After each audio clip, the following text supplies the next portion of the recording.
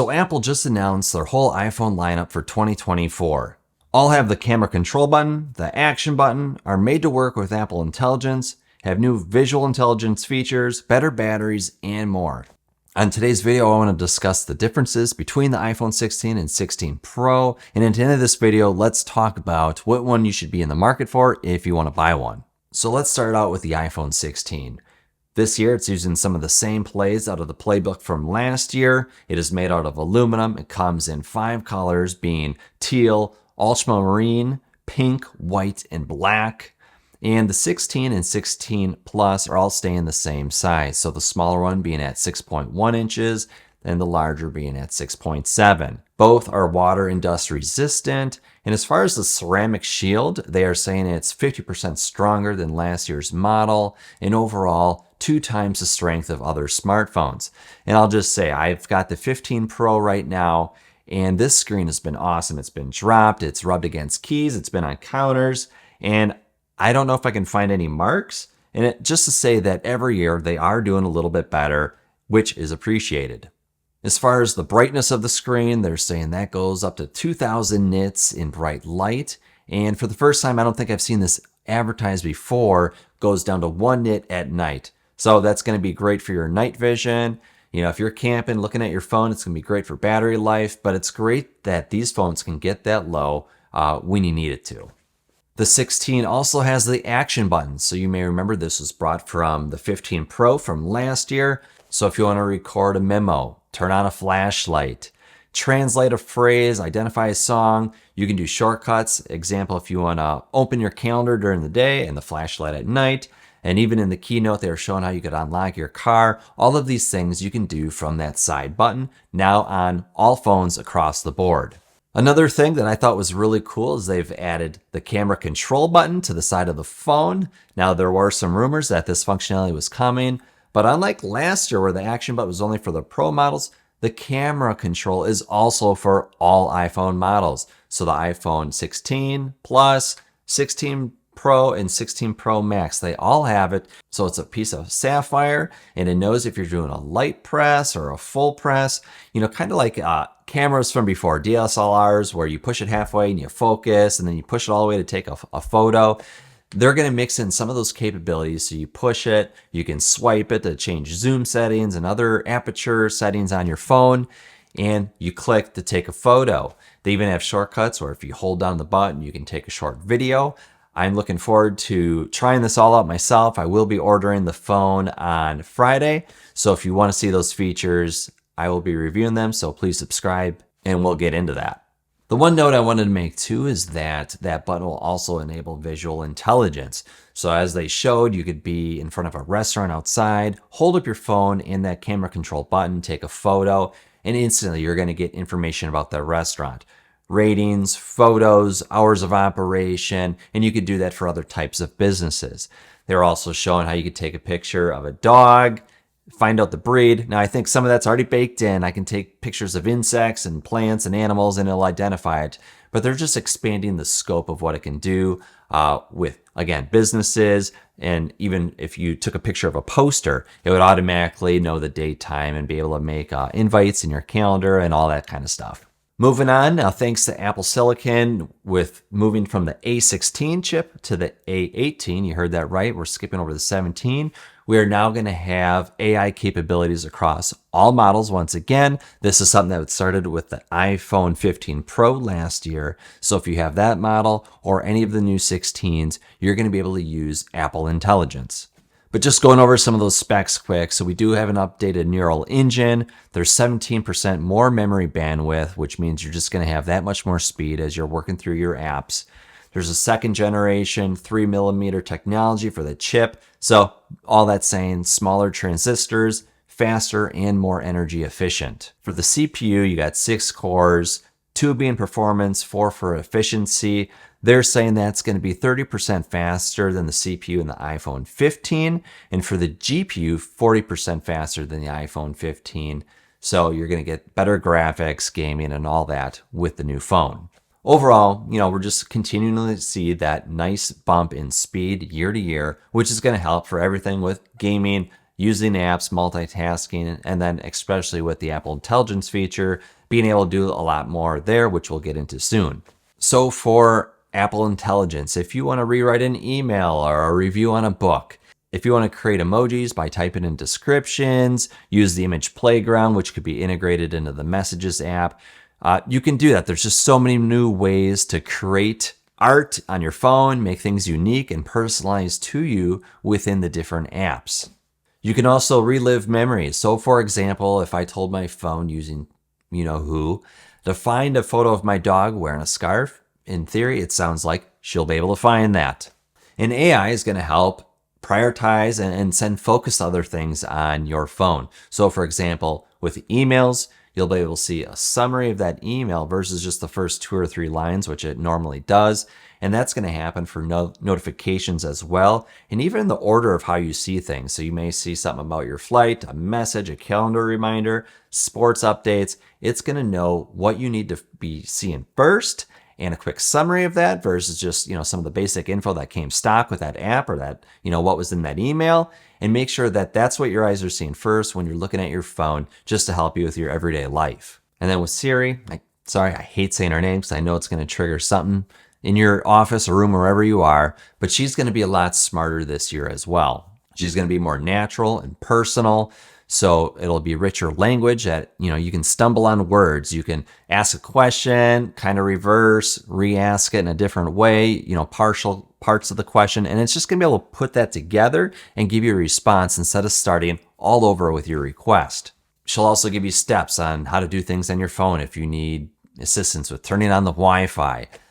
If a friend texts you an album to listen to, you can just simply ask Siri to play it, and she'll know what is on your screen, open the music app, and begin playing it. So again, it's just less steps where you have to copy and paste text or do searches just to enable that to happen. Now, as far as timing, a lot of these features we'll see in beta starting next month, with other features coming out throughout the year. And this is all done privately on your device. And when your phone does need more horsepower, it will use Apple servers. And they made mention that there will be third parties that will independently go through what they're doing, making sure that everything's verified and going through the standards that they've put in place to make sure your data is secure and private. As far as the cameras, you got a 48 megapixel main camera with a 2x telephoto built in. And then you have the ultra wide camera. So if you want to get more of the scene or even get a macro shot, you'll be able to use that camera. And in the end, you sort of have 4 lenses all in one, which is pretty neat. They've also made sure to align the lenses in the back so you can have a spatial capture that uses both side by side to get those spatial photos and videos. If you've ever used an Apple Vision Pro, you've seen this before where, life just kind of pops out in the scene. So just a cool way to enjoy that in the future with different videos and photos you're taking. Not to say that we'll have AI by that time that just makes normal photos do that. But if you want to future-proof yourself and have some of those cool experiences, the lenses will allow you to do that. We've also got new machine learning. So if you're in a windy location, you need to get the wind out of your audio, it'll automatically do that to make it easier for people on the other end to hear you. With a new Photos app, we can automatically organize photos into nice collections, showing your favorite people, trips, etc. If you guys have been on any of the beta software with iOS 18, you've been seeing that, and it's just going to continue as you get these new devices and start using them in your everyday life.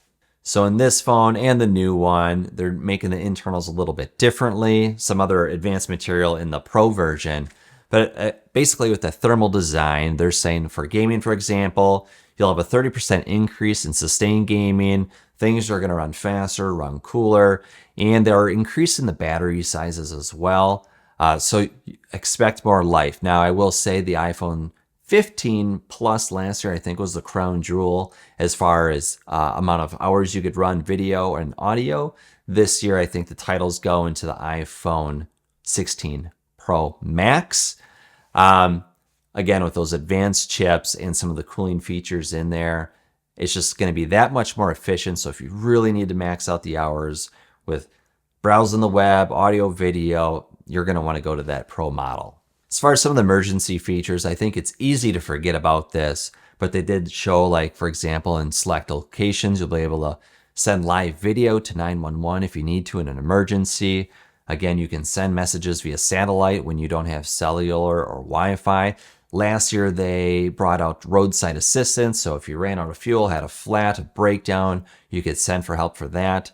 So we're going to continue seeing that evolution of things that you can do via satellite, and especially in this new breed of phones over the last year or two, more people are going to have those capabilities. So overall, features galore. I'm really excited for the iPhone 16. Usually, I'm getting the Pro version. I'll recommend it to a lot of my tech friends or people that simply need to max out things. So the 16 is an awesome phone and is even closer in parity with the Pro versions based on all the features that they're adding. Fast chips, great cameras, great sizes, battery life, and they got the camera control button, they got the action button. So it's really the full package. There's no reason to spend as much for the Pro if you don't need to. Prices are starting at $799 for the iPhone 16, and that's 128 gigabytes. And then for the Plus version, it's $899, again at 128 gigabytes. All right, now moving on to the 16 Pro. That design is slightly bigger. The screen is moving to 6.3 inches for the Pro, and for the Pro Max is 6.9 inches. And this is minimal product growth. What they've also done on the Pro version is reduce the size of the bezels. So it's going to be more edge to edge, bigger screen, but not increasing the size of the device that much, which will be appreciated. I don't need a phablet in my pocket. With that screen, you still have the always-on display. I will say now in the 15 Pro, I used that for about a month or two, but it was a significant enough battery drain for me where I decided to turn off the feature. I never was at risk of running out of battery, but over time, I was just worried about the amount of wear and tear it would be on the battery. Again, I trade them out every year, so I don't know if it really matters. And I may go back to that feature, especially with the one nit display in darkness. Maybe there's some magic there where we can eke out a little bit more battery life, but the feature's there if you'd like it. I'll also mention that we have the ProMotion 120 Hertz display, 60 only being in the 16. So you're going to have much more buttery smooth graphics, animations, when you're unlocking your phone, scrolling web pages, it's all going to look much nicer on that Pro version. I don't know why, in 2024, we don't have 120 Hertz across the board for all phone displays. But if you want that and it's important to you, you're going to want to go with the 16 Pro. As far as the material, again, we had the aluminum on the 16. On the 16 Pro, we're continuing with titanium. They say it's grade 5. It must be good since it's grade 5. And it's almost half of the way to stainless steel, but it is stronger. It's more scratch resistant compared to that and other titaniums. And for colors, we have black, white, a natural titanium, and a new desert titanium, which to me, looks like gold. I'll say a little bit better though. Maybe something I'm gonna consider. Black has kind of gotten boring with me over the years, but that natural titanium, the white, that looks clean. So that's gonna be a game time decision with pre-ordering on Friday, but you do have the 4 options. So these phones especially have been built with AI in mind from the ground up. So if you want to record a meeting and have AI generate a summary. If you want to scout a location for a photo shoot, you can use ChatGPT to help you with suggestions on how you can enhance the space. With Apple Silicon, you have the A18 Pro chip in this versus just the plain A18, and it's going to be even more faster and efficient than the chip that's in the regular iPhone 16. And just like the 16, you're going to have a bunch of speed bumps. The CPU is going to be 15% faster than the last one. The GPU 20% faster. You're going to have twice the speed on ray tracing, which is going to be great for games. In a nutshell, if you want the fastest of the fast, this is the phone that you're going to want to get. Now for photography and video, you're going to have all the same lenses as you did last year. Looks like they're going to squeeze out the specs on what you can do with like 120 Dolby Vision and things like that. But you're going to have your 48 megapixel Fusion camera, and that's a 2nd gen quad pixel sensor, so that's even faster. If you want to make sure you freeze that frame so the dress isn't blown in the wind or the hair or pets moving, you're going to be able to do that with this lens. You're also going to have the 48 megapixel ultra wide. So again, just like the 16 regular phone, if you want wide shots, you can do that. If you want macro, where you get up to a bug or your hamster or whatever, you can get really cool shots as well. You're also going to have the 5x telephoto, which You had to get the Pro Max version last year to get that. Otherwise, for the regular sized 15 Pro, you had a 3x. Now this year, the 16 Pro and Pro Max both have the 5x camera in it for that extra reach. You're going to have the same camera control button. You're going to have more photographic styles. You're going to be able to handle skin tones, shadows, color, control it all. And you're going to have this new control pad if you want to control tone and color. And it's going to take a lot of the work that you'd have to do in normal photo editing apps. Again, for video, I said earlier, you're going to have 4K 120 and Dolby Vision.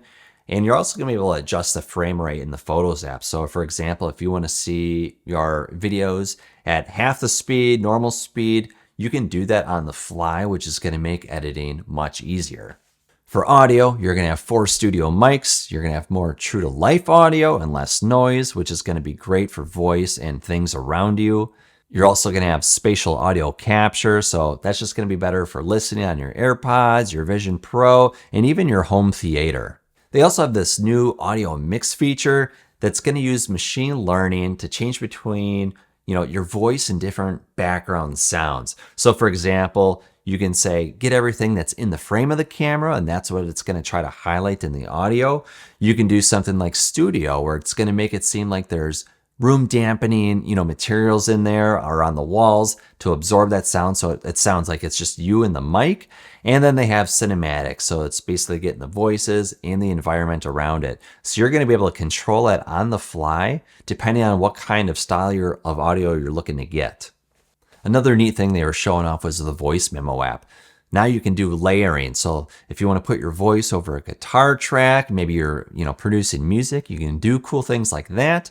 And later, if you want to separate it and just get your voice back out or whatever you want to do, I'm not a musician, you can do that. It is cool. I could see my kids playing around with that. But if you're cranking out tunes, this is a feature for you. And lastly are the prices. So for the iPhone 16 Pro, you're looking at $999, which is 128 gigabytes. And then for that Pro Max, you're looking at $1,199, and that one starts at a size of 256 gigabytes. And that's it for the phones. As far as the cases, they're getting rid of the fine woven case, so that had a lot of controversy online.